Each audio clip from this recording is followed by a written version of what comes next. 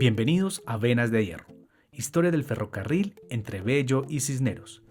Una serie radial que nos transportará a través del tiempo y el espacio recorriendo las estaciones del ferrocarril de Antioquia. Descubriremos cómo estas vías férreas moldearon la historia, la cultura y la economía entre los municipios de Bello y Cisneros. Acompáñanos mientras exploramos a través de estaciones y rieles historias de un pasado vibrante y que siguen resonando en el presente por quienes las forjaron.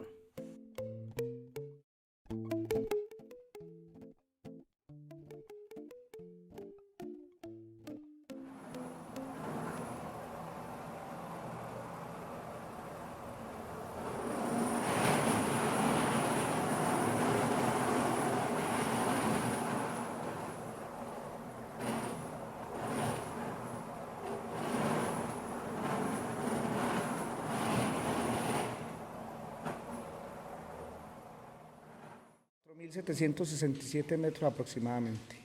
Dinamita, que ahí es donde el mito también de que decían que cuando se juntaron las dos cuadrillas, que solo había una diferencia, yo no sé cuántos centímetros, el remate a pico, pero eso era dinamita. Bienvenidos a este sexto episodio de Venas de Hierro, historia del ferrocarril entre Bello y Cisneros. Venas de Hierro, historia del ferrocarril, es un producto realizado gracias a la convocatoria de estímulos del departamento a través del Instituto de Cultura y Patrimonio de Antioquia. En la producción sonora tenemos a Renato Paone, producción general John Jaime Puerta y nos acompaña Yandey Marcel Solvillerte, investigador y escritor, autor del libro Crónicas de Riel. Yandey, ¿cómo vas? Bien, gracias Jorge. ¿Tú cómo estás? Muy bien, muchas gracias Yandey. Como el tren seguimos avanzando y llegamos al sexto episodio y vamos adentrándonos un poquito más hacia el norte, podríamos decir, del departamento. Es acercándonos ya al nordeste. Nordeste. Llegamos al corregimiento de Santiago. El corregimiento de Santiago está ubicado precisamente en el municipio de Santo Domingo y se conocía anteriormente como Guayabito.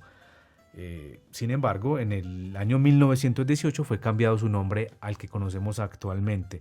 Es un referente turístico gracias a un detalle importante que es un detalle ferroviario, el túnel de la Quiebra. En días anteriores tuvimos la oportunidad de visitar el corregimiento de Santiago. Incluso el audio que ustedes escuchan al principio de este programa fue grabado dentro del túnel con su respectivo sonido característico.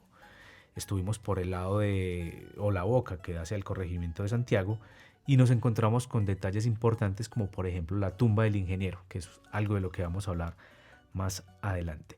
Yandey, Santiago, llegamos a este punto del departamento, Santo Domingo, característico como en episodios anteriores, que en Barbosa encontrábamos una cantidad importante de estaciones, en Santo Domingo también tenemos una cantidad importante. Las estaciones eran relativamente cerca, una entre la otra. Sí, son relativamente cercanas, aunque no con la frecuencia que tuvo Barbosa. Tienen una distancia, digamos, Botero y Porcecito son más cercanas, pero entre Porcecito y Santiago siempre hay una distancia de casi 7 kilómetros, y entre Santiago y la boca del Limón hacia la línea del NUS, que todavía pertenece a Santo Domingo, la boca del túnel, si bien ya no la estación pertenece a Cisneros, son alrededor de 4 kilómetros también entre una estación y otra. Esta estación fue realmente importante. ¿Por qué? Fue una estación terminal, antes de la construcción del túnel. Antes de la construcción del túnel fue la estación terminal de la línea del Porce, ¿sí? De la sección Porce. Después de que se construyera Porcecito, se construyó en el viejo paraje de Guayabito, se construyó a partir de distintos diseños. Hay que tener en cuenta sobre todo que uno de los primeros diseños, el más cercano al trazado actual del túnel, fue realizado por un ingeniero norteamericano de apellido Whittaker, del cual el ingeniero colombiano antioqueño Alejandro López tomó algunos elementos y ya propuso para su trabajo de grado del año de 1898 el paso del túnel de la Quiebra. Entonces estaba ya, digamos, predimensionado con unos 20, 30 años de anterioridad y la administración del ferrocarril para esa época vio que sí era viable realmente, que lo mejor para poder superar este hito geográfico era realizar un túnel, entonces de ahí la importancia de Santiago. Antes de abordar el tema del túnel Yandey, esta estación era importante porque realmente cuál era su encanto, cuál era su atractivo y su necesidad, obviamente. Bueno, sí, más que el encanto, la necesidad. Y era, porque es que antes del túnel era necesario pues también tener el trazado. El trazado ya estaba hecho y en ambas bocas que se harían pues posteriormente están las estaciones de Limón del año de 1920 y la estación de Santiago del año de 1918. Como estaciones terminales, ambas fueron comunicadas por el carreteable, del cual hablamos en programas anteriores, sobre todo cuando hablamos de Botero. Este carreteable unía a estas dos estaciones para poder transportar no solo la mercancía, sino también pasajeros entre una y otra estación por el lomo de la cordillera. Entonces, tanto Santiago como el Limón tienen esa importancia de ser en su momento estaciones terminales de la sección Porce y de la sección NUS respectivamente. Entonces toca imaginarse uno que ahora, antes de la nueva carretera, pues había que subir hasta el filo por una carretera antigua muy angosta, con sus trancones normales, y bajar. Si eso se hacía pues en los tiempos hasta hace unos 2 años, casi en más de 1 hora, la subida al filo y la bajada, en aquellos tiempos, ¿cuánto se podía demorar entonces un viaje de una carga, por decir algo, descargar en el Limón, al otro lado, ¿cierto? En la sección del NUS, subir a los carreteables que anteriormente eran mulas y después era ya tracción maquinaria, pues subir, cruzar la cordillera, bajar a Santiago, descargar y volver a cargar en el tren? ¿Eso era un cuento de todo un día o de varios días? De una jornada sobre todo, o sea, dependiendo la carga que se transportara era de una jornada. Y como bien lo dices, Renato, inicialmente era lomo de mula y después con tracción mecánica con los famosos trenes Renard, que como lo hemos dicho también en programas anteriores, eran tractores con orugas, ¿cierto? Eran camiones con orugas, entonces digamos que ya se podría hacer en media jornada, pero en menos de ese tiempo era imposible. ¿Y pasajeros, la gente ya como también no usaban esos trenes o usaban otra forma de cruzar la montaña? Sí, utilizaban lo mismo, fuese viajar a lomo de mula o viajar sobre los trenes Renard en su momento. Sin embargo, si uno observa todavía del lado del Limón, está el hotel-restaurante que fue diseñado por Agustín Guevars en el lado del Limón, y mucha gente se quedaba pernoctando porque, digamos, venían desde Puerto Berrío con un viaje largo, quizá también habían atravesado el mismo Magdalena en vapores. Entonces, inicialmente el viajero que tenía también con qué, porque creo que los costos no eran, pues no eran económicos, se hospedaba en el Hotel Magdalena y posteriormente se hospedaban en el Hotel del Limón, ¿cierto? Después de hacer todo ese recorrido de la sección NUS. Otros me imagino que no tenían la posibilidad económica para poder hospedarse, porque al día de hoy todavía se nota que es un espacio de lujo. De seguro tenían que tramontar la montaña, y cuántos otros lo tendrían que hacer a pie.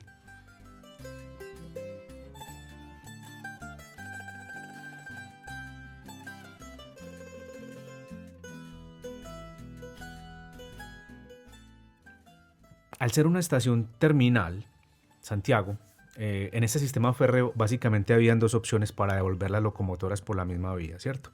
Era la giratoria o la Y, como es conocida.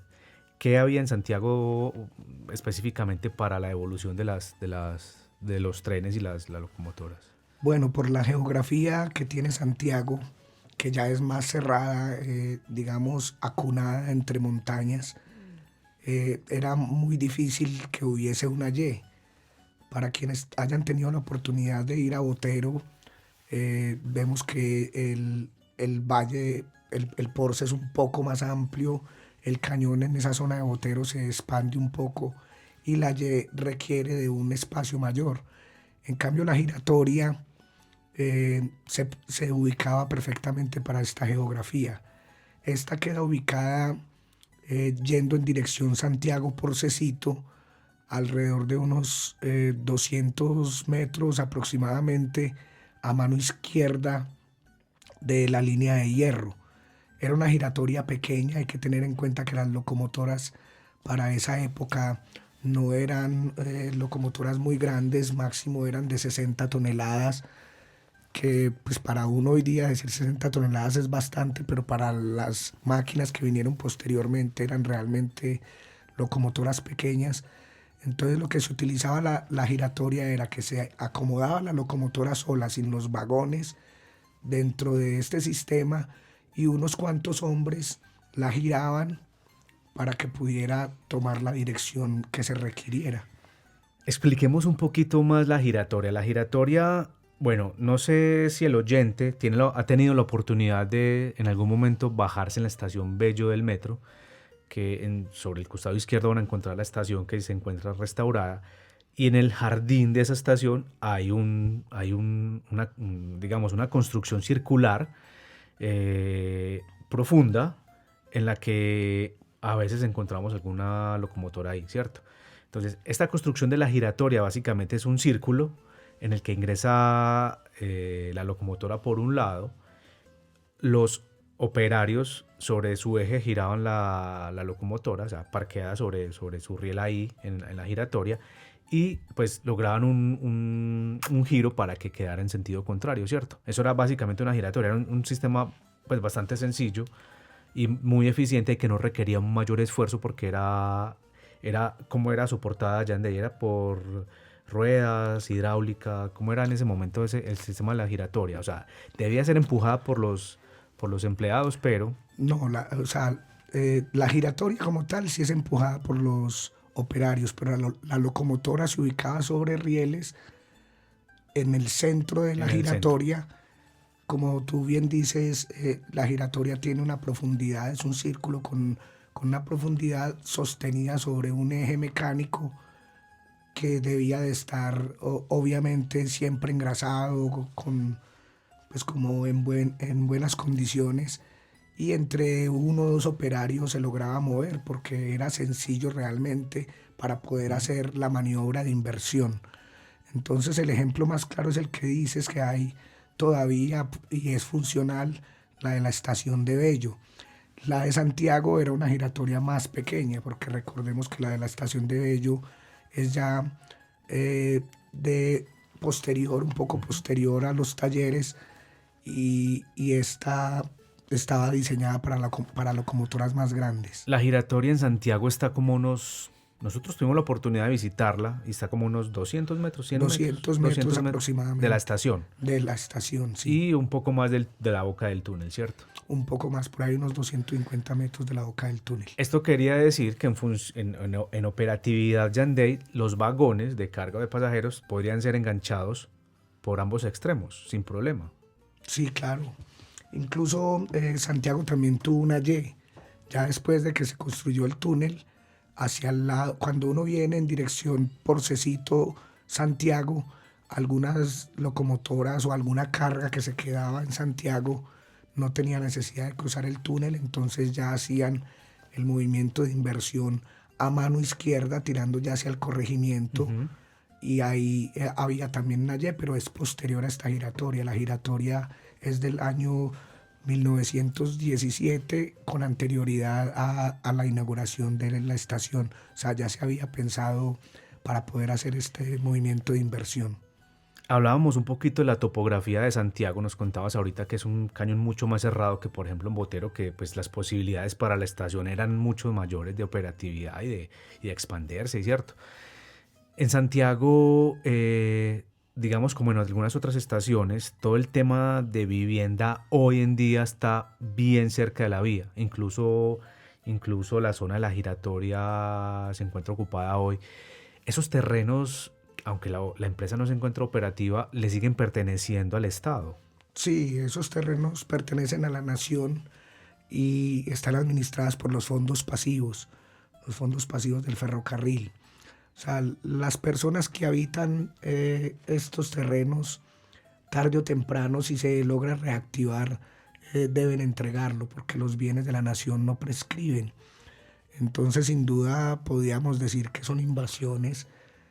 Cuando en el año de 2013, perdón, con Carlos Orozco, el arqueólogo, limpiamos esa giratoria, o sea, estaba toda cubierta de cañaduzales. Hace poco que fuimos, era ya un corral, ¿cierto? Con gallinas, con patos, Perros bravos. perros bravos que estaban ahí.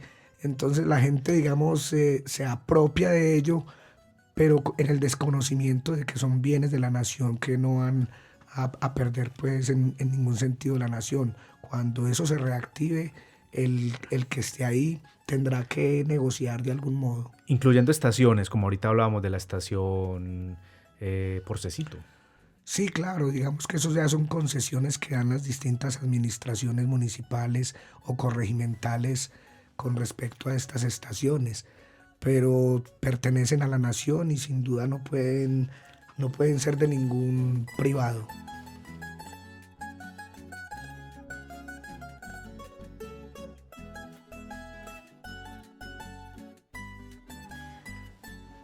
Bueno, en este recorrido que hicimos por Santiago, actualmente existe un sistema que es el motorrodillo, que es estos carritos empujados pues por un motor de una motocicleta que lo llevan a uno, pues en este caso nosotros hicimos el recorrido entre Santiago y El Limón, ¿cierto? Antes de montarnos en el motorrodillo, pues tuvimos la oportunidad de estar en la boca del túnel y encontramos que estaba la tumba del ingeniero Alejandro López. ¿Quién fue Alejandro López? Y si es verdad que la tumba de él está ahí precisamente o es un monumento. Bueno, como bien se planteó Alejandro López a partir de los primeros diseños del ingeniero Uiteiken, fue quien realizó su tesis de grado en ingeniería sobre el paso del túnel de la Quiebra a finales del siglo XIX, exactamente en el año de 1898. No fue muy bien visto en su momento y todo el mundo pensó que era algo imposible de realizar.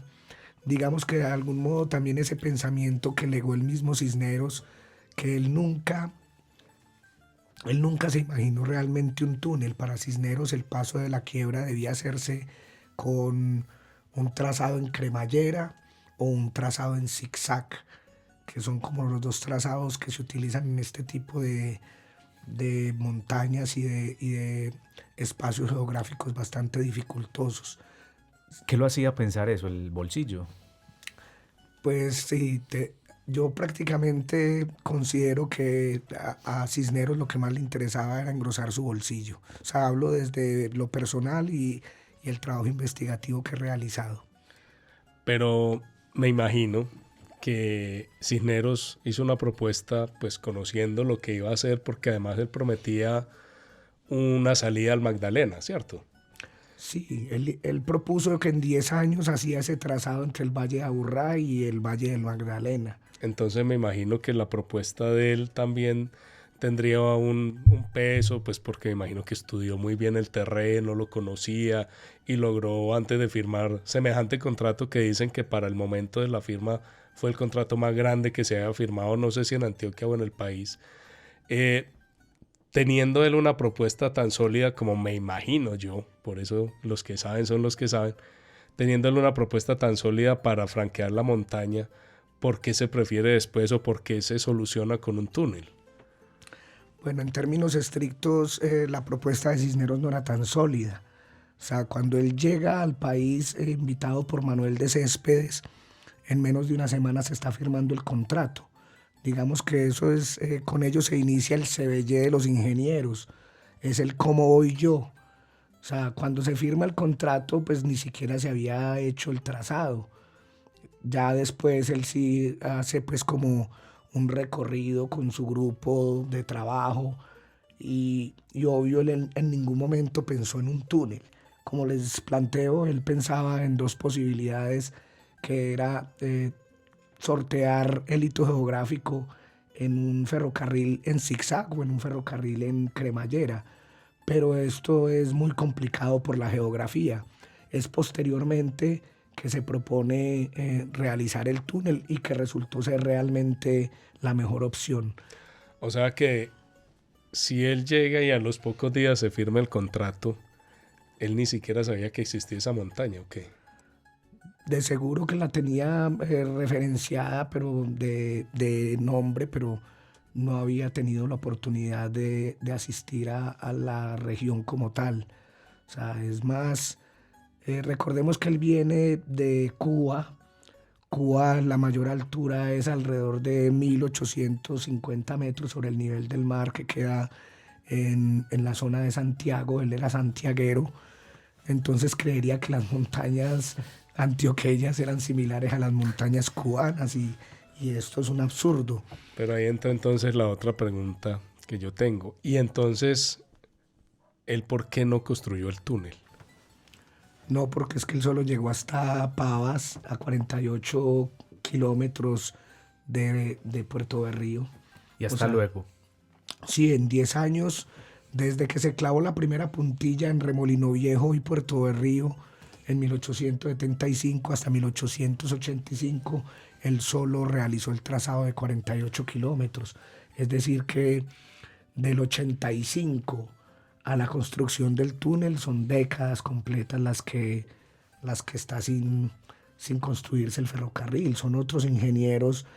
Yo no entiendo por qué o bueno, sí lo entiendo a partir de la idiosincrasia nuestra, que es tan dada a elogiar, y sobre todo lo extranjero, a una figura como Cisneros, que en términos estrictos no cumplió ninguno de los compromisos plenos que él había propuesto para el trazado del ferrocarril.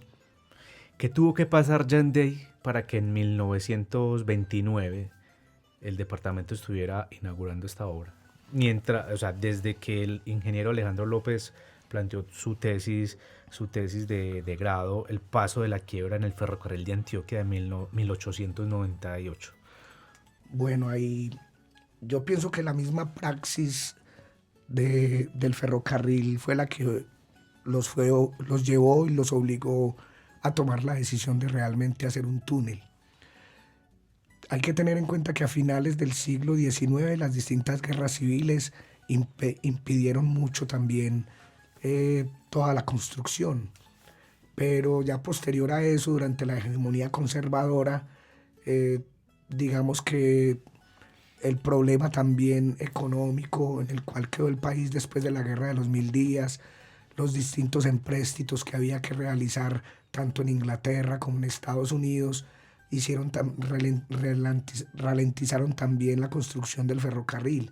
Pero el mismo movimiento, a medida que se iban construyendo las últimas estaciones, dio como única opción construir este ferrocarril, y por eso se contrató con la empresa canadiense Fraser Bracer, que empezó realmente a perforar en el año de 1927, pero que anterior a ello tuvo que hacer otro tipo de trabajos previos, como fue la hidroeléctrica de la pequeña subestación de energía del Limón.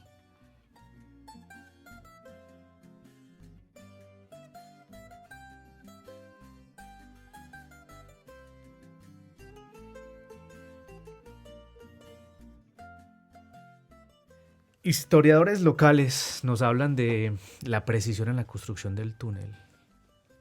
¿Cómo podemos verificar que realmente cuánto fue, Renato, que fallaron de encontrarse las dos excavaciones? 3 centímetros. 2 personas nos contaron una cosa así completamente convencidos, y es que cuando se encontraron los 2 frentes de trabajo, solamente habían 2 centímetros de diferencia entre una excavación y la otra, y ponen las manos así para demostrar que son 2 centímetros. Pero cuando uno empieza a entrar un poquitico, porque entramos unos 50 metros, ve que eso es tierra, eso es roca burda.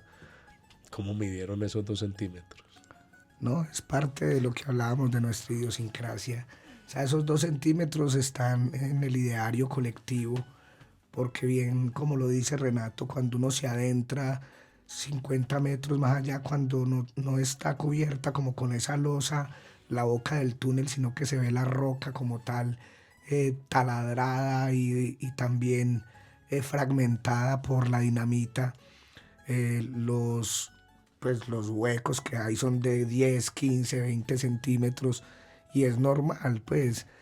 Yo pienso que llevar eso hasta ese límite de la precisión es absurdo. Eso no le, o sea, los 15, 20 centímetros que haya de diferencia no le merma la grandeza al trabajo de ambas cuadrillas, mucho menos al diseño de Alejandro López y obvio tampoco al proceso tan bien realizado que para la época hizo la empresa canadiense. ¿Hay algún otro mito sobre la construcción del túnel aparte de los centímetros en los frentes de trabajo? O sea, de pronto hay otro mito que no sea comprobable o algo que sea una leyenda popular sobre el túnel. No, sobre todo ese, bueno, hay gente que, bueno, sí hay otro, hay gente que dice que eso ya lo había trazado también Cisneros. Allá iba. Sí, Sí, justamente. ese es uno de los mitos más presentes en la mente folclórica. Y es que el tren completamente lo hizo Cisneros, por completo, de Medellín a Puerto de Río, De Medellín a Puerto Berrío. incluyendo el túnel. Yo pienso que la estación Cisneros, el municipio de Cisneros, deberían de llamarse Alejandro López. Cuando el tren había recorrido 2 kilómetros dentro del túnel, se escuchó una fuerte explosión de las plataformas de algodón. El maquinista detuvo el tren y ya no fue posible volver a arrancar el tren. Murieron dentro del túnel el maquinista Guillermo Torres, el operador Jaime Orozco, los freneros Hernando Raigosa y Octavio Parra. Las locomotoras 404 y 424 se consumieron totalmente, quedando inservibles, lo mismo que las 16 plataformas cargadas con algodón. El paso del tren fue interrumpido por 5 días, que demoraron las labores de rescate. Este texto lo rescatamos del canal de Trenes de Colombia del señor Germán Vergara y que habla sobre el incendio del túnel de la Quiebra el 5 de marzo de 1972. El accidente fue un hito para el túnel, ¿cierto? Eso estaba previsto. En caso de que un tren tuviera un incidente o un accidente dentro del túnel, había un plan para ese manejo. La empresa, en este momento ya Ferrocarriles Nacionales, ¿sí?, tenía algún tipo de plan de contingencia para ese tipo de cosas, o fue algo que sucedió y que simplemente tuvieron que resolver en el momento. Bueno, la empresa, desde que era los Ferrocarriles de Antioquia, como hemos hablado en otros programas, era una empresa que todo lo pensaba minuciosamente. El túnel tiene sus respiraderos, el túnel tiene sus desaguaderos, porque sabemos que todo túnel interrumpe también el nivel freático de la montaña, lo socava, pero el accidente sí se salió de mano sin duda, además que el material que transportaba era un material bastante inflamable, como es el algodón. Entonces va a quedar en la memoria, mientras exista esta cultura ferroviaria, ese accidente que no solo interrumpió pues, por 5 días largos la movilidad en esta gran línea ya conjunta, ya la sección NUS y la sección PORCE estaban unidas por el túnel, sino que también trágicamente está en la muerte de estos operarios. Y quedó por mucho tiempo con el paso del túnel el hollín, ¿cierto? Yo que llegué a techar, como se le llamaba, a montarse cuando uno se colaba en el tren, que se montaba en el techo para poder viajar a distintos lugares, uno se metía en el túnel y cuando salía era negro, completamente bañado en hollín, es decir, el hollín todavía permanecía hasta principios de los 90 cuando realizábamos esa labor entre varios amigos. Sin duda es uno de los hitos históricos ese accidente y también tuvo que hacer un llamado de atención a la forma de operar cuando se va a cruzar ese túnel, ¿cierto? Porque igual hasta el día de hoy cuando van a cruzar los motorrodillos ellos están muy atentos de quién va a pasar primero, quién debe cruzar, ¿cierto? Para no tener esa interrupción de la movilidad. Entonces es un accidente que queda en la memoria ferroviaria y que va a estar ahí por mucho tiempo. ¿Este accidente no afectó la parte de infraestructura del túnel? O sea, ¿no llegó a afectar algo que requiriera alguna reparación posterior? Bueno, sí, hubo que reparar rieles, hubo que reparar, porque imagínense dentro del propio túnel un incendio de esas magnitudes, las locomotoras de hierro, los rieles de hierro, las ruedas como tal, o sea, ahí hubo que movilizar mucho material y obviamente cambiar parte del enrielado para poder reactivar la movilidad. Venas de Hierro, historia del ferrocarril entre Bello y Cisneros, es una serie radial que se realiza como proyecto ganador del portafolio departamental de estímulos del Instituto de Cultura y Patrimonio de Antioquia 2023. En la producción general, John Jaime Puerta Botero. Investigación y locución, Jorge Andrés Cardona Gómez.